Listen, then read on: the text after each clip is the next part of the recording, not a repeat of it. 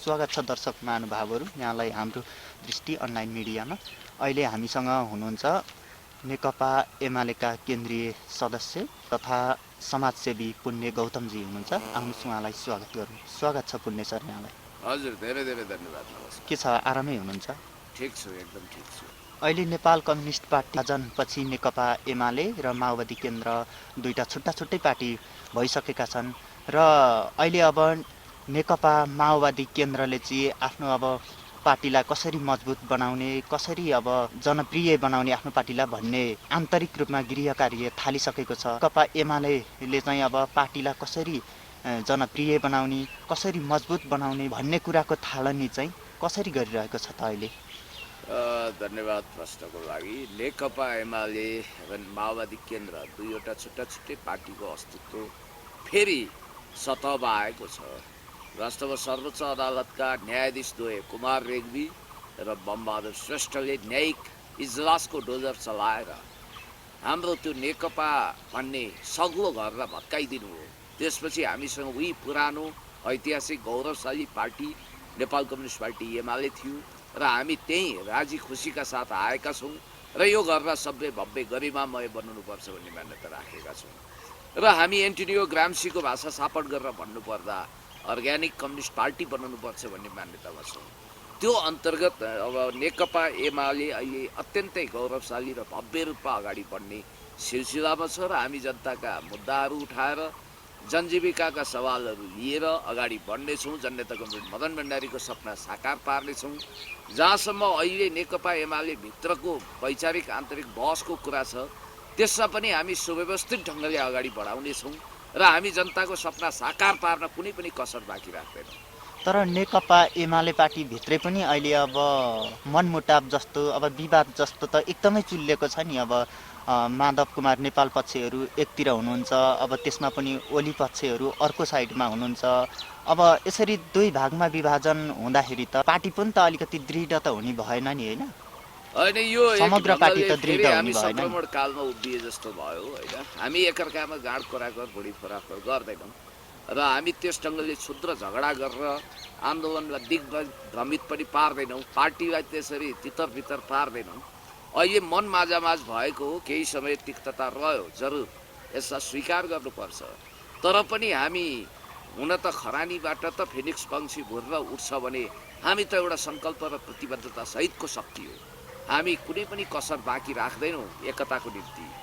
र अहिले जो सरकारको प्रक्रिया छ, सरकारले को भविष्य के होला, सरकार कसरी अगाडि बढ्ला, नयाँ सरकारको समीकरण त तयार हुँदै छैन भन्ने यावत प्रश्नको बिचमा नेपाल कम्युनिस्ट पार्टी एकीकृत मार्क्सवादी लेनिनवादी यानि कि नेकपा एमाले अगाडि बढिरहेको छ र यी सबै प्रश्नको सम्बोधन गर्दै हामी जनताको बिचमा अग्नि परीक्षा दिएर त्यसमा खरो ढङ्गले उत्रिएर पास भएर डिस्टिङसन मार्क्स सहित अगाडि बढ्छौँ। अब प्रधानमन्त्रीले चाहिँ बालुवाटारमा अब चियापान कार्यक्रममा सबै आफ्ना पार्टीका नेताहरू भनौँ, सबै अब पार्टीभित्रका सबै सदस्यहरूलाई बोलाउनु भएको छ। कुमार नेपालज्यूले चाहिँ अब प्रधानमन्त्रीको चियापान कार्यक्रममा सहभागी नजनाउने भन्ने निर्णय गर्नुभएको छ। किन तपाईँहरू यो चियापान कार्यक्रमहरूमा चाहिँ उपस्थित नभइदिनु भएको?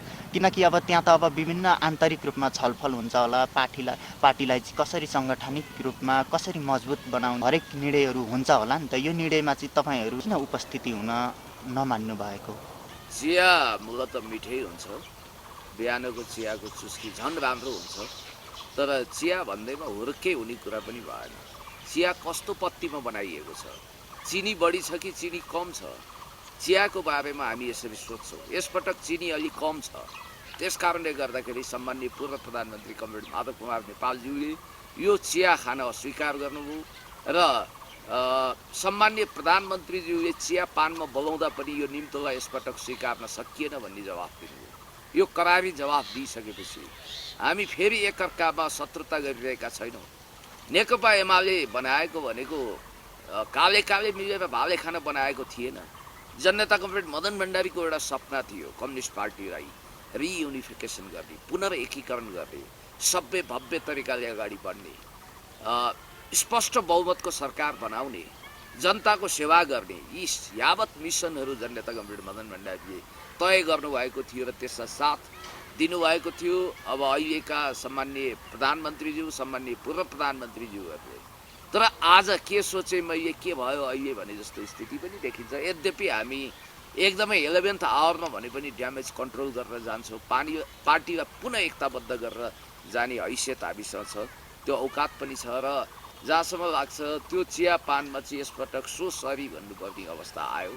यता प्रधानमन्त्रीज्यूले गरेको चियापान उहाँको एउटा गुटको चियापान जस्तो भइदियो र पार्टीलाई एकताबद्ध बनाउन जुन खालको उदात्त छाती चाहिन्थ्यो, जुन ढङ्गको एउटा सक्रियता चाहिन्थ्यो, नेल्सन मण्डेलाको जस्तो विशाल छाती चाहिन्थ्यो। तपाईँलाई थाहा छ नेल्सन मण्डेलाले जुलु इन कथा फ्रिडम पार्टी भन्ने आफ्नो कट्टर विरोधी पार्टीका नेता म्याङ्गोसुथु बुथुलोजीलाई गृहमन्त्री बनाउनु भएको थियो। त्यति मात्रै होइन, गोराहरूको प्रतिनिधि एफडब्ल्यू डे क्लार्कलाई उपराष्ट्रपति बनाएर फर्गिभ बट नट फर्गेट, अर्थात् माफ गर्नुहोस् तर नबिर्सिनुहोस् भन्ने मान्यता स्थापित गर्नुभएको थियो।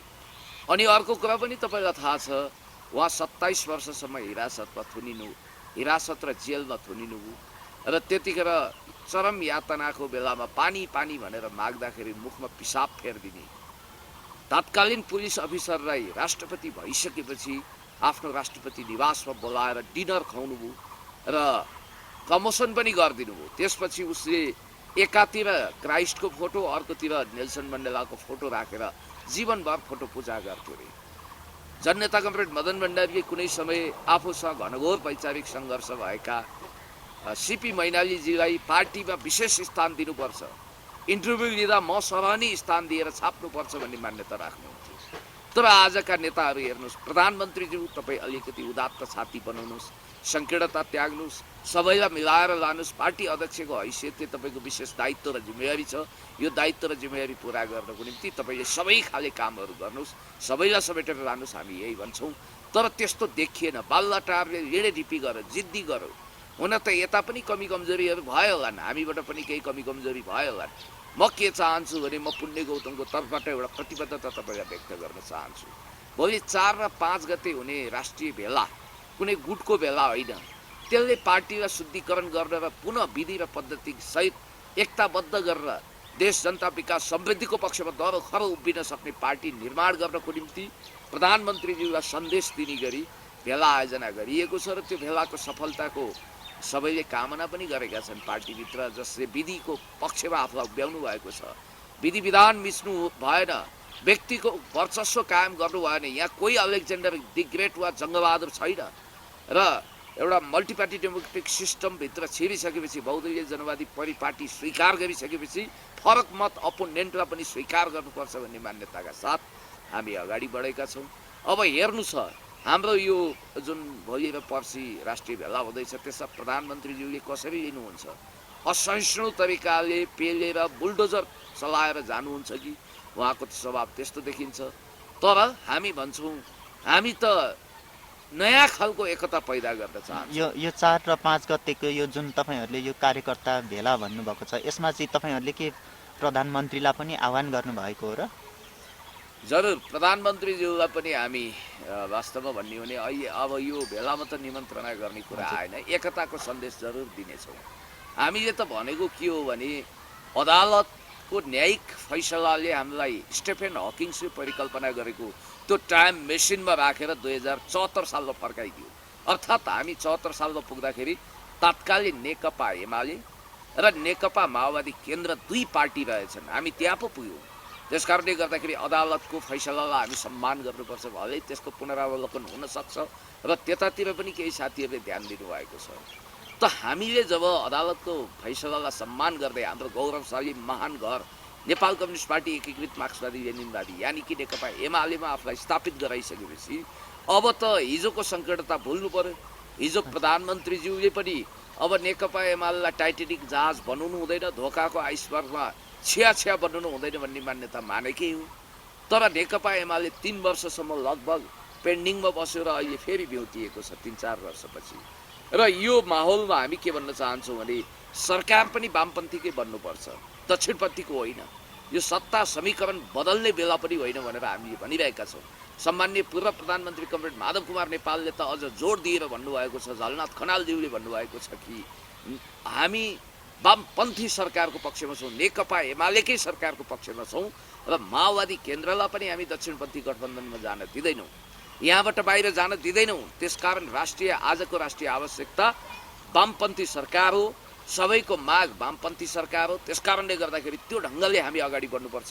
राष्ट्रियता, जनतन्त्र, जनजीविकाको सवालमा काहीँ कतै सम्झौता नगरिकन राष्ट्रको हित गर्न सकिन्छ भन्ने मान्यतालाई हामीले स्थापित गर्नुपर्छ। अब कोहीलाई के धन्दा भने जस्तो सरकार बदल्ने धन्दा अहिले खुब चलेको छ। म भन्न चाहन्छु नेपाली काङ्ग्रेस, जसपा र माओवादी केन्द्रलाई पनि भन्न चाहन्छु, कमरेड प्रचण्ड, तपाईँ एउटा कम्युनिस्ट पार्टीको नेता हुनुहुन्छ, लकिरको फकिर हुने अनुमति तपाईँलाई छैन। त्यस कारणले गर्दाखेरि जे जस्तो भए पनि वामपन्थी गठबन्धन नतोड्नु होला। यही गठबन्धनलाई हामीले कन्टिन्युटी दिनुपर्छ, जनताको सेवा गर्नुपर्छ र जसपा भन्ने यस्तो एउटा कुख्यात शक्ति जसले देशभक्त मधेसीको प्रतिनिधित्व गर्न सक्दैन। त्यो विषयमा हामी एकैछिनमा प्रवेश गर्छौँ सर।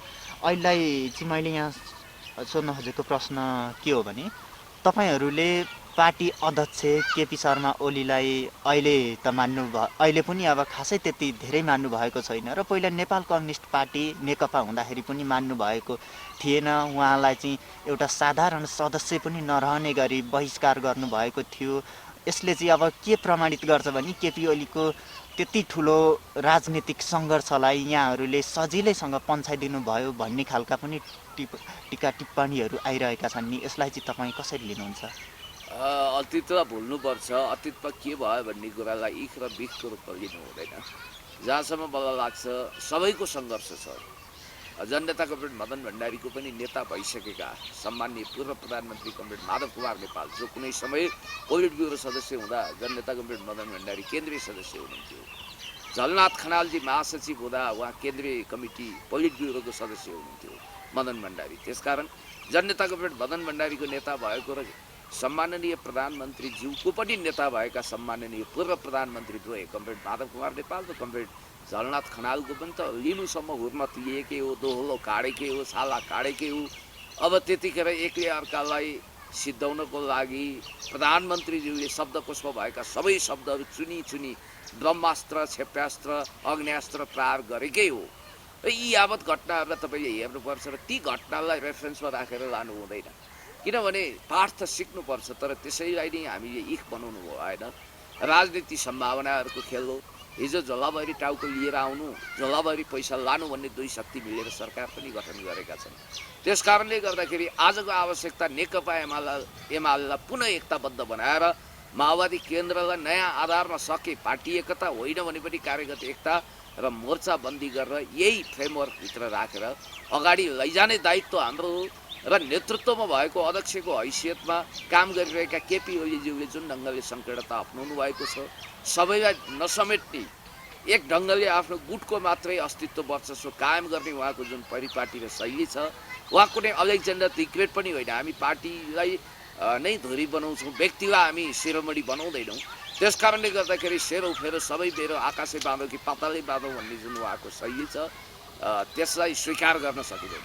हजुर, तर उहाँले बेला बेलामा धेरै नै दुःख व्यक्त गर्नुहुन्छ कि म एउटा जननिर्वाचित प्रधानमन्त्रीको हैसियत त छँदैछ, त्यसमा पनि अब महाधिवेशन जितेर आएको मान्छे, जितेर अध्यक्ष भएको मान्छेलाई अब कहिलेकाहीँ सानातिना गल्तीहरू हुँदैमा त्यो अब राजनीतिक जीवनलाई नै ध्वस्त पार्ने गरी एउटा साधारण सदस्य पनि नरहने गरी बर्खास्त गरियो भनेर चाहिँ उहाँले धेरै नै असन्तुष्टि व्यक्त गर्नुभएको छ नि। ठिक छ, त्यसो सुनवाई होला, ठिक हो। तर अब हरेक प्रधानमन्त्रीहरू जननिर्वाचित नै हुन्। डेमोक्रेसीमा अनिर्वाचित प्रधानमन्त्री भन्ने हुँदैन। जनताबाट जितेरै आउनुपर्छ, अभिमत लिनुपर्छ। प्रत्यक्ष निर्वाचित होइन, तर संसदले बनाएको प्रधानमन्त्री हो। संसदमा पनि सांसद पद जितेर जानुपर्ने हुन्छ। म एउटा राजनीतिक शास्त्रको पिएचडी लेभलको मानिस पनि हुँ र मैले बहुत जिम्मेवारी बोधका साथ के भन्न चाहन्छु भने संसारभरिको हामीले पोलिटिकल हिस्ट्री हेरेका छौँ। प्रधानमन्त्रीज्यूको कदम कता कता इन्दिरा काङ्ग्रेस आईको जस्तो देखिन्छ। इन्दिरा गान्धीलाई एउटा अनावश्यक भ्रम, आत्मविश्वास र ओभर कन्फिडेन्स थियो। उनी सोच्थिन् कि सेरोफेरो सबै मेरो आदेश बिना हावा पनि चल्दैन र पात पनि हल्लिँदैन। त्यस कारणले गर्दाखेरि 2/3 बहुमत कसो नआउला भनेर उनले इमर्जेन्सी लगाइन्, सबै खालको काम गरिन्। अन्ततः उनी पराजयको धुलो चाट्न विवश भइन्, चौरको दुबो दाँतले टिपिन् नाक रगड्न विवश भइन्। त्यसकारण त्यो घटनालाई पनि हामीले पाठको रूपमा हेर्नुपर्ने हुन्छ र प्रधानमन्त्रीज्यूलाई हामी के अपिल गर्न चाहन्छौँ भने अहिले आवेगमा आएर निर्णय लिने बेला होइन, बहुत विवेक सम्बद्ध ढङ्गले निर्णय लिएर हामी अगाडि बढ्ने र पार्टीलाई एकताबद्ध बनाएर देश र जनताको सेवा गर्ने यो बेला हो। नेपाली काङ्ग्रेस अकर्मण्य छ, बोधो छ, राष्ट्रघाती छ, उसलाई सत्ताभन्दा दायाँमा केही चाहिँदैन। तर भाइ फुटे गवाह फुटेको नीति हामीले अप्नाउनु भएन। हामी एकले पिराउने शाखा बिराउने भन्ने टाइपको गतिविधिमा संलग्न भएका मानिसहरूलाई चेतावनी दिँदै अगाडि बढ्न चाहन्छौँ र यो मेसोमा हामी सरकार समीकरणको अनावश्यक चलखेल गरिरहेका शक्तिलाई पनि सजग रहन, होसियार रहन भन्छौँ। अब यसको मतलब तपाईँहरूको अबको राजनीतिक बाटो के त अब केपी शर्मा ओलीलाई नै अब समर्थन गरेर प्रधानमन्त्रीमा अबको 1.5-2 वर्ष भनौँ न यति अवधिभरिमा अब केपी शर्मा ओलीलाई नै राखिरहने हो या केपी शर्मा ओलीलाई हटाएर अरू कुनै नेतालाई प्रधानमन्त्री बनाउनुपर्छ भन्ने केपी शर्मा ओलीज्यूलाई प्रधानमन्त्रीको आसनमा राखिरहन हामीलाई कुनै आपत्ति छैन। उहाँलाई हामी सहर्ष स्वीकार गर्छौँ, तर कुन शर्तमा भने पार्टीलाई पुनः एकताबद्ध बनाउनु पर्यो अनि पार्टीभित्र जिम्मेवारी तय गर्ने कुरामा सङ्कीर्णता देखाउनु भएन। पार्टीलाई एकताबद्ध बनाएर जाने क्रममा कसैलाई काखा कसैलाई पाखा गर्नु भएन, कसैलाई इन्द्रासनमा बसाउने कसैलाई नरक धकेल्ने काम गर्नु भएन। पार्टीलाई पुनः एकताबद्ध बनाउनु पर्यो भन्नाले अब नेकपा एमाले नेकपा माओवादी पुनः एउटै पार्टीमा पुनः एकीकरण पनि हुन्छ, किनभने उहाँले पहल गर्नु भने असम्भव कुरा के छ र? हिजै टेलिफोन गरिसक्नु भएको छ। राजनीतिमा कतिपय कुराहरू भित्रभित्रै खिचडी जस्तै पाकिरहेका हुन्छन्, बाहिर देखिँदैनन्। डार्क हर्स जस्तै अँध्यारोमा दौडिने घोडाको विषयमा त तपाईँलाई थाहा छ, डार्क हर्स भन्छ त्यसलाई। त्यो भित्रभित्रै रेस गरिरहेको हुन्छ, बाहिर देखिँदैन, परिणाम आइसकेपछि थाहा हुन्छ। त्यस कारणले गर्दाखेरि मैले फेरि पनि तपाईँलाई जोड दिएर भन्न चाहन्छु कि अहिले जसरी यो जसपा भन्ने एउटा शक्ति छ जो मधेसको देशभक्त मधेसीहरूलाई अल्पमतमा पारेर बिहार र युपीतिरका अनागरिकहरूलाई नागरिकता दिलाएर यो देशलाई सिक्किमीकरण गर्न चाहन्छ, फिजीकरण गर्न चाहन्छ, जसले बहुराष्ट्रिय राज्य यानि कि मल्टिनेसनल नेसनको परिकल्पना गरेको छ। त्यो कुख्यात छ, घातक छ। एक मधेस एक प्रदेशको एजेन्डामा त्यो अगाडि बढिरहेको छ र त्यसले अन्ततः तराईलाई टुक्राउनको निम्ति, तराई मधेसलाई टुक्राउन सिके राउतसँग साँठगाँठ गरेर जनमत सङ्ग्रहको कुरा गर्नेवाला छ। त्यसको झल्को उसले दिइसकेको छ। नेपाल एउटा मात्रै राष्ट्र होइन, या तराई र पहाड छुट्टा छुट्टै राष्ट्र छ भन्ने घातक वकालत गर्ने जसपा, जसले सरकारलाई पैसा छाप्ने मेसिन बनाउन चाहन्छ, अपराधको राजनीतिकरण गर्न चाहन्छ र यावत खालका कुकर्महरूलाई लेजिटिमाइज गर्न चाहन्छ। रेशम चौधरी जस्तो टिकापुर हत्याकाण्डमा संलग्न भएको अभियुक्त अपराधी जो अहिले जेलमा छन्, उनलाई बाइज्जत रिहा गराउन चाहन्छ र यी यावत कुराहरू स्वीकार र प्रधानमन्त्रीज्यू तपाईँले कुनै पनि हालतमा संविधान संशोधन गर्ने, रेशम चौधरीलाई छुटाउने गरी तपाईँले जसपासँग कुनै पनि गठबन्धन नगर्नुहोला। अनि प्रचण्ड कमरेडलाई पनि म भन्न चाहन्छु, नामै प्रचण्ड छ, तपाईँले प्रचण्ड निर्णय लिन सक्नुहुन्छ र तपाईँ माओवादी केन्द्रलाई कुनै पनि हालतमा काङ्ग्रेस जसपा र माओवादी केन्द्रसहितको सरकार बनाउनेतिर नलानुहोला। वामपन्थी गठबन्धनमै आउनुपर्छ। बरु हामी प्रतिपक्षमा बसौँ, हामीले जनताको बिचमा यसो भनौँ कि यदि देशी विदेशी प्रतिक्रियावादी षड्यन्त्रकारीहरू दुनियाँभरका अपराधीहरू एक ठाउँमा आएर युरो डलर भारूको आधारमा नेपालमा सरकार चेन्ज गर्ने अथवा हामीलाई गलत्याउने चेष्टा गरे भने हामी ती राष्ट्रघातीहरूको देशघाती कुकर्मको फेरस्थल लिएर, उनीहरूको कुशासनको फेरस्थल लिएर, भ्रष्टाचारका उनीहरूका ती जम्मै रेकर्डहरू लिएर हामी जनताको बिचमा जानेछौँ र यो भन्नेछौँ कि मेलम्चीको पानी हामीले ल्यायौँ, काकाकुल जस्तो भएको काठमाडौँलाई, तिर्खाएको काठमाडौँलाई, प्यास लागेको काठमाडौँलाई तृप्त बनायौँ। अनि त्यसपछि कालापानी लिपुलेक लिम्पियाद्वारा समेटिएको महान नक्सा हामीले जारी गऱ्यौँ। त्यति मात्रै होइन, यो देशको नेसनल सोभरेनिटी, टेरिटोरियल इन्टिग्रिटी, इन्डिपेन्डेन्सीलाई दरखरो बनाउन हामीले योगदान गऱ्यौँ र यी यावत कुराहरूको आलोकमा, यी यावत कुराहरूको योगदानको फेरस्थल लिएर हामी जनताको बिचमा जाँदाखेरि, हामी सडकबाटै एउटा आन्दोलनको माहौल तयार गरेर जाँदाखेरि अवश्य पनि पुनः जनताले हामीलाई बहुमत दिनुहुनेछ र नेकपा एमालेको श्रेष्ठता पुनः कायम हुनेछ।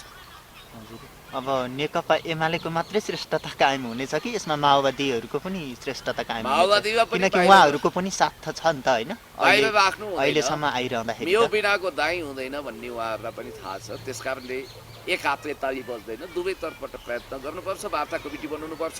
सम्माननीय पूर्व प्रधानमन्त्री कमरेड माधव कुमार नेपालको नेतृत्वमा वार्ता कमिटी बनाएर हामी अगाडि बढ्नुपर्छ र पुनः एकताबद्ध बनाउनुपर्छ। पार्टीलाई फुटेर होइन, छुटेर अगाडि बढ्नुपर्छ। भाइ फुटे गवार रोटेको नीति लागू गर्नु हुँदैन। एकताबद्ध भएर जाने बाहेक कुनै विकल्प छैन। धन्यवाद। अब हामी अब कार्यक्रमको अन्तिममै आइसकेका छौँ। अब अन्तिममा छोटकरीमा भनिदिनु न त सर, अबको राजनीतिक निकास चाहिँ के होला त? होइन, निकासको लागि हामी धेरै घोत्रिनु पर्दैन। हामीले पहिला पार्टीमा पुनः एकीकरण र पुनः भावनात्मक वैचारिक एकताको माहौल तयार गरौँ। दोस्रो कुरो भनेको राष्ट्रका एजेन्डाहरू जो थातिरहेका छन्, सुशासन, विकास, समृद्धिका, zero tolerance against crime and corruption, अर्थात् भ्रष्टाचार र अपराध विरुद्ध शून्य सहनशीलताको नीतिलाई अगाडि बढाउनुपर्छ। हामीले शिरमा कफन बाँधिसकेका छौँ। जननी जन्मभूमि स्वर्गादपि गरिएसी, motherland are greater than heaven, आमा र देश स्वर्गभन्दा प्यारो हुन्छ भन्ने मान्यता अख्तियार गरिसकेका छौँ।